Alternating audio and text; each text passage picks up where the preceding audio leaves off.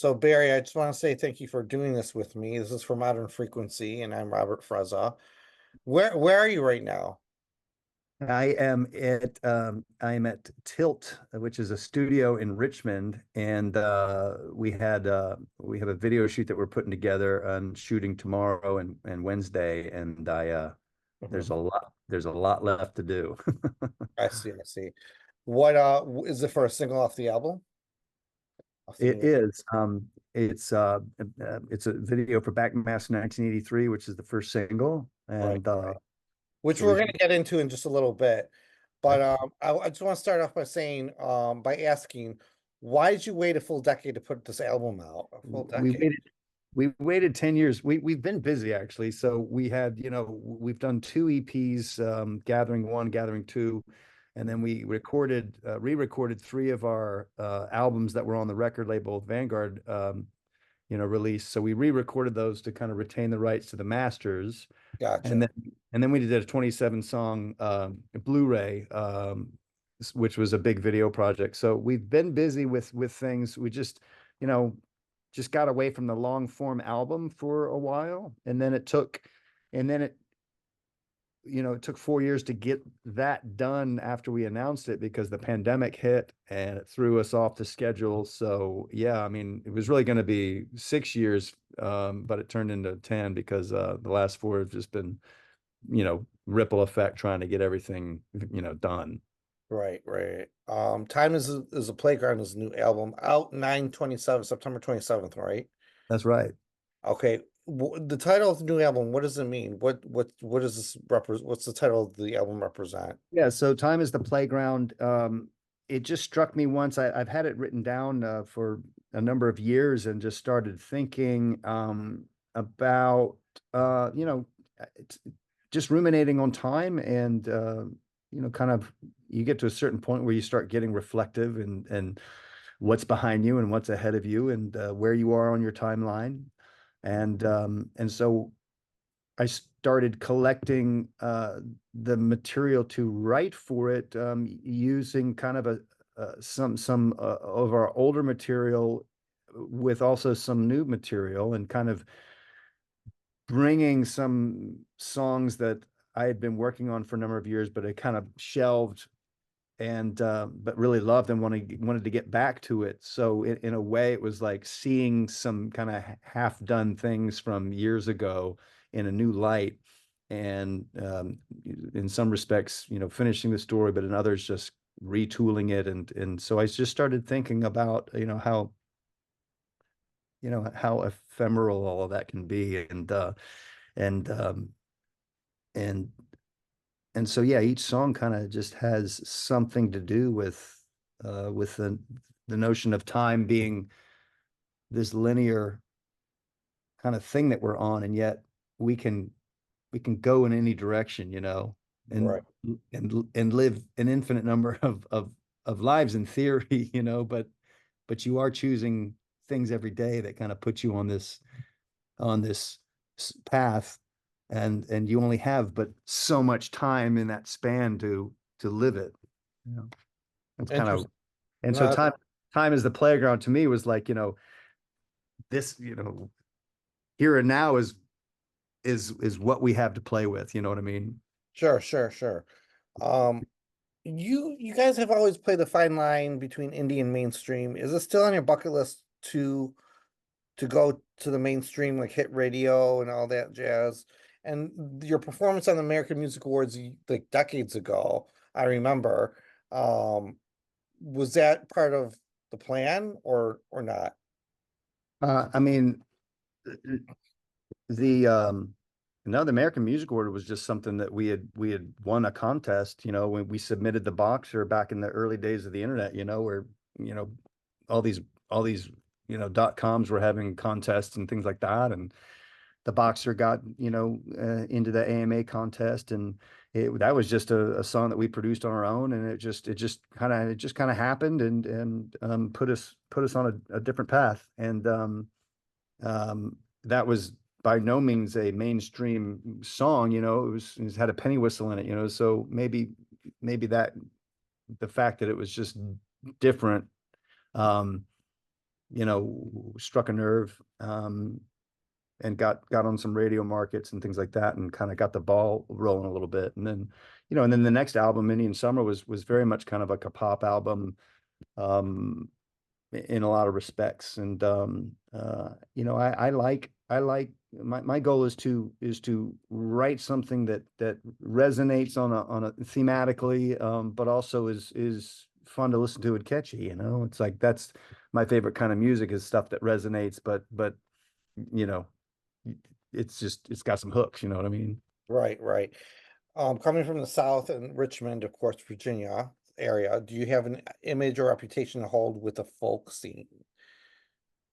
Well, we do, we add, there's a lot of folk in our music. The Gathering series is straight up, everything on it's acoustic guitar, banjo, fiddle, mandolin. And so there's folk elements that we do, but it's part of what we do.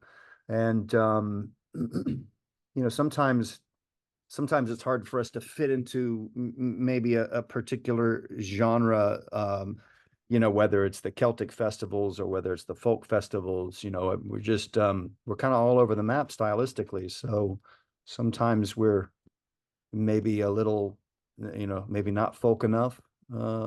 Just depends on kind of who you're getting in front of. But I certainly would love to be embraced by that community, you know. Do you see any other artists coming or bands coming up from the Richmond area that you want to plug? I'm really out of touch with the Richmond Right. scene. Oh, okay, okay. I'm only in Richmond half the time anyway, and I have not been able to really get out and about, frankly. We're just so busy, working on projects. The last 3 years, I was writing in different locations, just out of Virginia entirely, and so I'm a little out of the loop with Richmond. But I don't know. How about you? Have you heard any? I haven't heard anything. I'm actually based out of New York City, but Lucy yeah, Dacus Lucy Dacus has blown up big, and she's from Richmond, most recently. okay. That's kind of exciting. That's cool. That's cool. Uh, Something new to listen to, something new. yeah, yeah, Yeah, for sure. she's gotten really really popular in the last few years. Yeah. How has the band grown since forming in 1992, and what lessons have you guys learned since then? Yeah, I mean, nobody's gonna do things for you, and so really trying to be self-reliant and make your own breaks has been an important thing for us. Knowing how to kind of assume control of your career, Mhm. um, and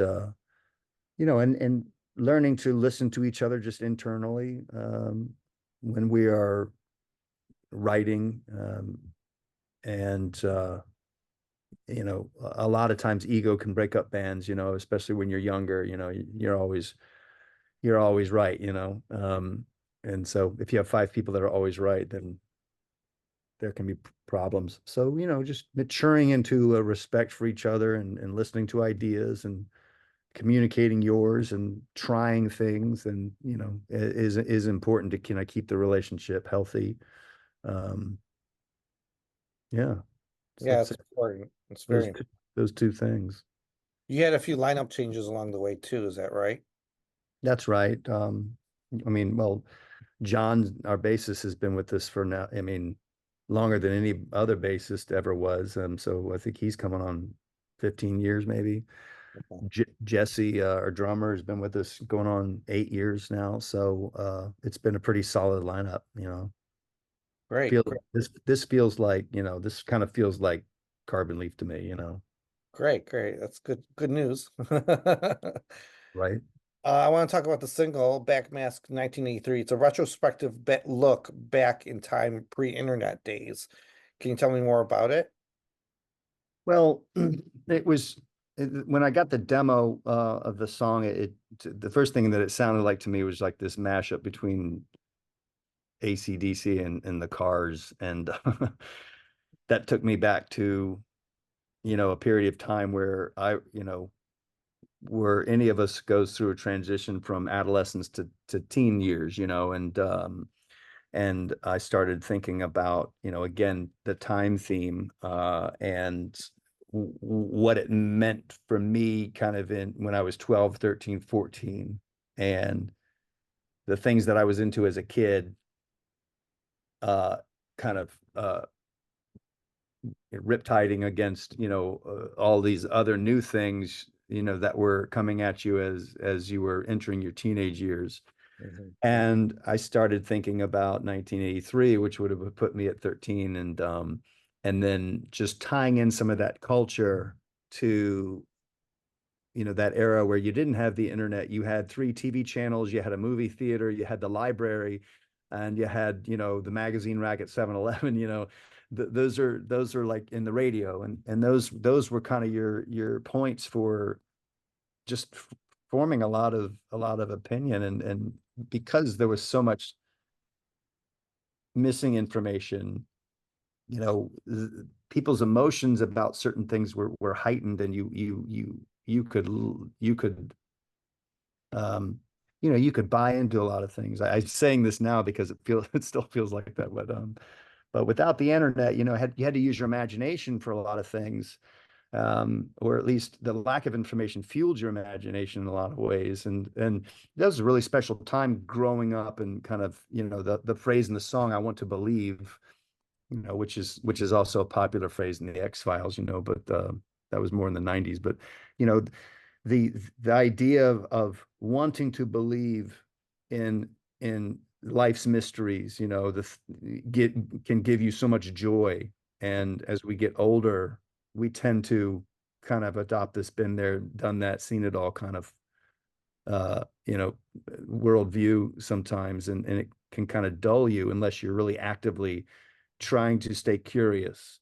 Mhm. Um, and so I wanted to just play on that and the culture, and there's some fun references to like Satanic Panic, and the whole backmasking um episode, you know, over the course of a few years, where musicians were under fire for allegedly secret messages, in their songs, and how seriously grown-ups took it, Yes. um, but I wanted to just say backmask, you know, I want to go back to this year where you straddled the line between the familiar and the new, and what an exciting kind of mix that is. Sure, sure. It's a nostalgic trip back in time, time machine. Yeah, and I didn't want to just list, uh it's not just a nostalgic list song, I wanted the point to resonate that um that it wasn't necessarily all those things in culture. It was the desire to believe, Hmm. it's kind of the Hmm. point of the song. Okay. Well put. Last question for you. Yeah. What keeps Carbon Leaf going after all these years? And what's going to be in the future for you if you shake the magic 8 ball? What do you see happening? Uh, I don't know. I'm not real good at kind of like, coming up with a 5-year plan and all. And, rock and roll isn't forever, I guess. I guess one day there'll be a time where, everybody just kind of goes and does something else. But Yeah. right now we're creative, and we enjoy each other's company, and we, enjoy the tour and when people show up, and we also enjoy, being home, and not having a traditional job. And I mean, right now we're in a studio getting ready to shoot a music video, and it's fun. I mean, I'm back here making props, and it's it's a living, but it's also kind of a hobby, Right, as right, long as as long as we're enjoying it, and can balance our family lives, then I think you know, we'll keep doing it until someone says stop. right, right. Exactly, exactly. Thank you for your time, Barry. I appreciate it. I appreciate it. Thanks for having me. Good luck on the tour and on the first video of the single. Thank you.